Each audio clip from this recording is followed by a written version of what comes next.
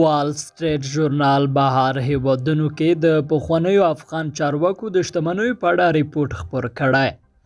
امریکایي ورځپاڼې وال سټریټ ژورنال په یوه شمېر بهرنیو هیوادونو کې د ځینو هغو پخوانیو افغان چارواکو د شتمنیو په اړه یو ځانګړی ریپورت خپور کړی چې په تېرو 10 کالو کې بېلابېلو حکومتي دندې درلودې.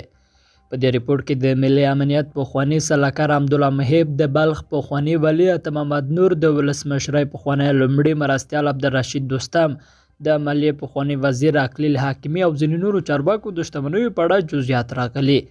دا شتمنۍ چې تر ډېره کورونه یا اپارتمانونه دي په متحده عربي اماراتو، امریکا، ترکیه او ځینو نورو هیوادونو کې اخیستل شوي دي.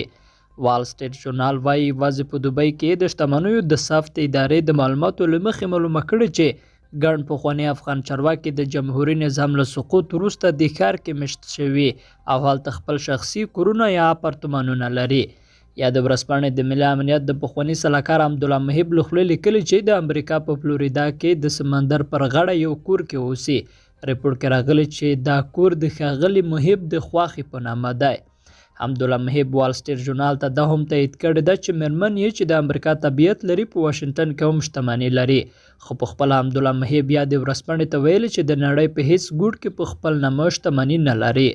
همداراز د بلخ د پخواني ولی عطا محمد نور په اړه ویل شوي چې د دوبۍ په یوه ګران بیه سیمه کې یو اپارتمان لري او هلته مېشت دی.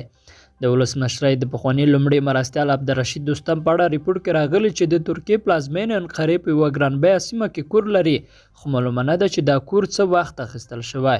په نورو چارواکو کې د اقتصاد د پخواني وزیر مصطفی مستور نوم هم راغلی. نوموړي وال سټریټ ژورنال ته ویلي دوبۍ کې جایداد له وزیر کېدو مخکې اخیستی او د مال استانبول کې هم اپارتمان کې اوسي چې له سقوط څو میاشتې مخکې اخیستی وه.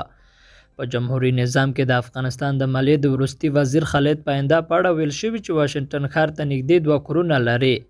یاد دې وي چې ښاغلي پاینده تېره میاشت BBC سره یوه مرکه کې ویلي وو د ژوند د اړتیاوو پوره کولو لپاره د امریکا واشنګټن کې ټکسي چلوي. د مالیې د یوه بل پخواني وزیر اقلیل حکیمي په اړه ریپورټ کې راغلی چې د امریکا په کلیفورنیا کې 10 کورونه لري. وال سټریټ ژورنال وایي په دې کې ځینې کورونه هغه مال اخیستل شوي چې نوموړی وزیر و او ځینې نور بیا له وزارت وروسته رانیول شوي. پر پخوانیو افغان چارواکو د فساد تورونه.